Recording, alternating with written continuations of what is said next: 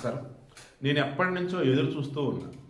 ఇప్పుడు మనకు సంబంధించి ఇండియా మొత్తం గమనించినట్టయితే ప్రతి ఒక్కరి స్మార్ట్ ఫోన్ అందుబాటులో ఉంది. కొండల్లో కోణల్లో ఉన్నట్టుగా సెల్ ఫోన్ సిగ్నల్స్ వస్తున్నాయి. అంటే అందరు కూడా కమ్యూనికేషన్ అనేది ఉంది. రోడ్లు బాగానే డెవలప్ అయినాయి, బ్రిడ్జిలు బాగానే ఉన్నాయి. దీన్ని బట్టి ఏమర్థమవుతుంది? డెవలప్మెంట్ అన్నది ఈరోజు అందరికీ అందుబాటులో ఉంది. ఇటువంటి అప్పుడు ఒకవేళ ఎక్కడన్నా ఎవరన్నా కనుక దోచుకుని ఉంటే ఆఫీస్ అంతా క్వశ్చన్ చేస్తున్నారు. నేషనల్ గ్రీన్ ట్రిబ్యునల్ ఉంది, అడవులకు సంబంధించి పొల్యూషన్ కంట్రోల్ బోర్డు ఉంది, పనికి మన పరిశ్రమలు పెడుతూ ఉంటే సోషల్ మీడియా ఉండనే ఉంది, అంత క్యాంపెయిన్ చేస్తూనే ఉన్నారు.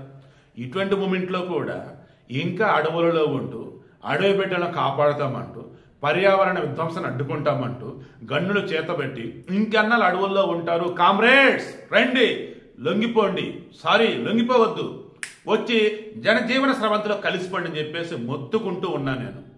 ఇప్పుడు మొత్తానికి మొల్లొజుల ఆసన్న మరి కొంతమంది మొత్తం లొంగిపోయినారు కదా, అదే జనజీవన కలిసిపోయారు కదా. ఇక ఇప్పుడు ఎంఎస్ఎం వింగ్ సంబంధించిన అనంత్ అనే ఆయన రేపు జనవరి 1న మేము మా ఆయుధాలతో సహా లొంగిపోతాం. జనవరి 1 తర్వాత ఇక మావోయిస్టులు అన్న వాళ్ళు ఉండరు. ఈలోపు మేము అందరితో కమ్యూనికేట్ చేసుకుంటూ ఉన్నాం. సో ఈ టైం అన్నది దానికోసమే, ఇంకెక్కడ ఎవరు ఉండరు. ఎందుకు మన హిట్మా కూడా చనిపోయాడు కదా, ఇంకెవరు ఉన్నారు? అండ్ మోర్ ఎవరు ఎందుకని ఇంకా ఆల్రెడీ మొన్న జరిగిన ఎన్కౌంటర్ల విషయంలోనే వారికి ఆరోగ్యం బాగోక ఆసుపత్రులు చూపించుకుందని వస్తే వారిని పోలీసులు పట్టుకొని తీసుకుని ఎన్కౌంటర్ చేస్తారని అంటున్నారు. వీళ్ళు ఒకప్పుడు ఆరోగ్యం బాగా ఉన్నప్పుడు ఎంతమంది పోలీసులు చంపారు? అప్పుడు ఏమైనా మీ కళ్ళు, ఏమైనా మీ నోరులు? సో ఇప్పుడు వీళ్ళు నిజంగా తీసుకుని ఎన్కౌంటర్ చేశారా, నిజంగానే చంపారని తర్వాత మాట్లాడుకుందాం.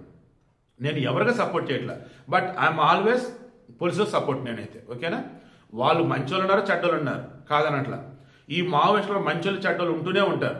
ఎందుకంటే మన ఏకంగా మావోయిస్టులకు సంబంధించి కర్రెగుట్టల్లో చెక్ చేసుకుంటా పోతే వాళ్ళు భయంకరంగా సంపాదించినటువంటి బంగారం రిమైనింగ్ డేటా ఇంకా దొరకలేదట.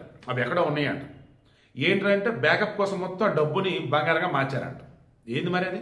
అండ్ వాళ్ళ దగ్గర ఉన్నటువంటి ఆయుధాలు, ఓయమ్మ అసలు బోర్డర్లో ఉండే వాళ్ళ దగ్గర ఉండే ఆయుధాలు యాడ్ నుంచి వచ్చాయని టెర్రరిస్టులు ఇవ్వలేదు వాళ్ళకి మరి.